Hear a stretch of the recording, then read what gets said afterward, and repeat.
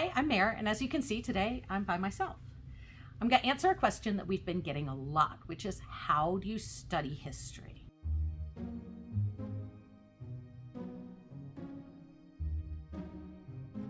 So we've talked about how we teach history as an organization. If you're new to studying history, or you just know how to study history, but you don't know how to teach it to somebody else, that's what this video is for. So our how-tos of how you actually go about the research and how you actually go about studying history is pretty straightforward. So previously we have released a video on how to study. This is specifically for history. History and science share a lot of the same kinds of characteristics. The whole study of history is based on asking a question. What do you want to know? When you study history, it's built on curiosity. It's built on the desire to learn something new about something that has happened previously, or about how humans deal with different things. So you begin by asking a question, and as most of us in this day and age are going to do, you're going to turn to your computer and your favorite search engine, and you're going to ask that question to the search engine. Here's where things get tricky. The most important part of studying history is understanding that the sources that you're reading are credible and reliable. So this is actually really applicable to research across many different fields, but specifically in history, you're going to find that there is a great deal of misinformation out there. So how do you sift through that to actually get to what happened and a good answer to the question that you're asking? So first off, you have to know about sources. What are reliable sources? What might be reliable sources, but you probably want to verify what they're saying, and what really should only be used as a starting point for your research. So you have first-hand sources. First-hand sources are things that were created in that moment at that point of history. For instance, if you're talking about the March on Washington during civil rights, first-hand sources are going to be the photography that was taken at the time. It's going to be transcripts of the speeches that were made. I mean, it's not open to interpretation. That's what happened. So those first-hand sources can be more or less relied upon. Second-hand sources are going to be what you see most often. That's a story that somebody has written down after the fact. It's a journalist. It's an encyclopedia entry. It's somebody's analysis of a first-hand document. These second-hand sources are what's going to be most common that you'll see as you study different points in history. So not all second-hand sources are equal. You might be able to think off the top of your head of a handful of reputable organizations. When I sit down across from students and we walk through what makes a reliable source, I tell them that, your first-hand sources are usually reliable, though there can be caveats there, but your first-hand sources are usually reliable. Your second-hand sources that are from an organization that you trust. A lot of government websites might have good, solid, valid information just because of where we are at this moment in history. Most of what certainly the American government, the British government, or most European governments are putting out there, that's largely been vetted and well researched. Scholarly or academic papers, things that people have published, have been peer reviewed. The peer review is important. There are certainly some scholarly publication sites that have papers that have been written, but then they just posted it to the site and nobody actually fact-checked that.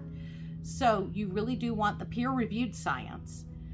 And so those sources can generally, you can look at them and say, okay, I trust what's there.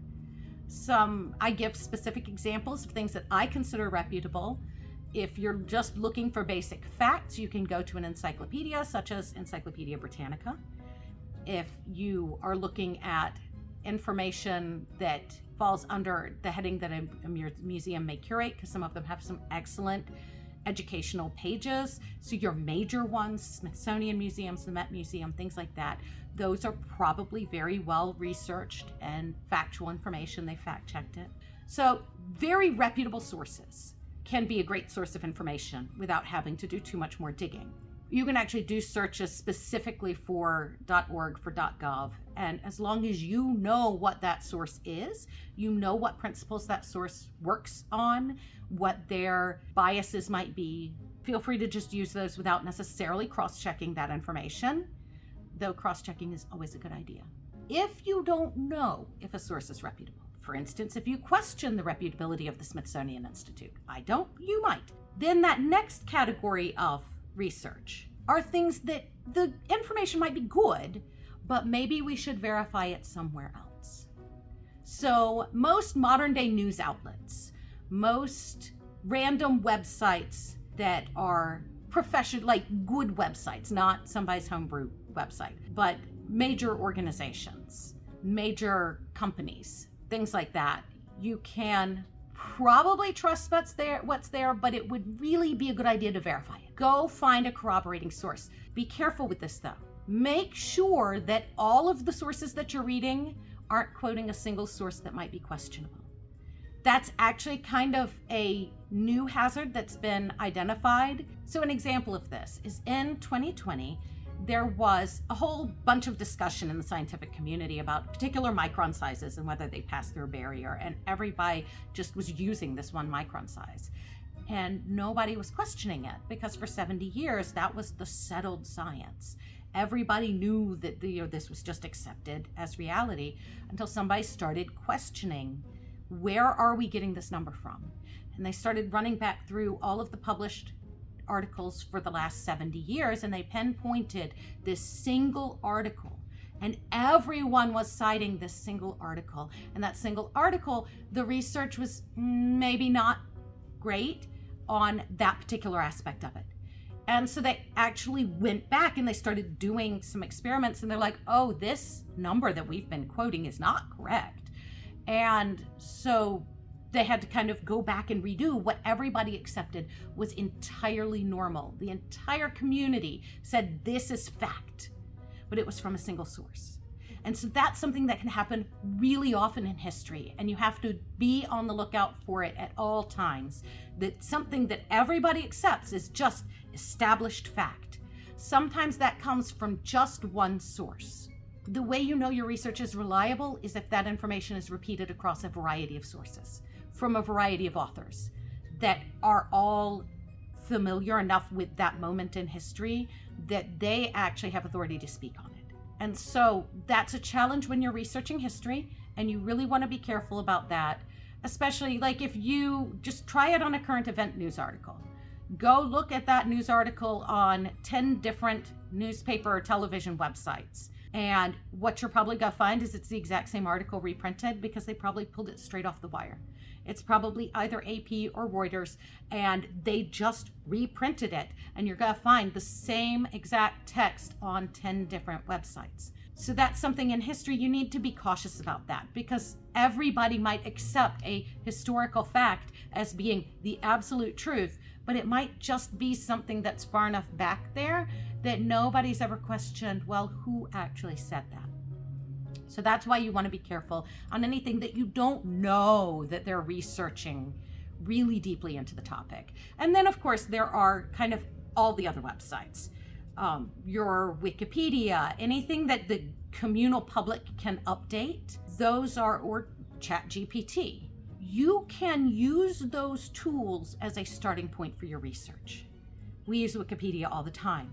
Go read the Wikipedia article, but then if it's a well-formatted article, it's going to have a block of links at the bottom that are all of the citations. Go to those sources for your information. When you want to dig deeper into something, when you really want to learn about it, you want to go to those sources and read what they have to say. Because first off, when somebody brought it over to Wikipedia, it could have been taken out of context. It could be saying something different than what the quote there has. And also, the original source material is going to give you more information than that little clip that you're seeing of it on a wiki page. So that's how we teach students to research. One of the things that's been suggested to us is that we do a video talking about our particular creative process. How do we research when we go about writing our curriculum? And we'd be happy to share that with you. If you're interested in that, go ahead and let us know in the comments. And until next time.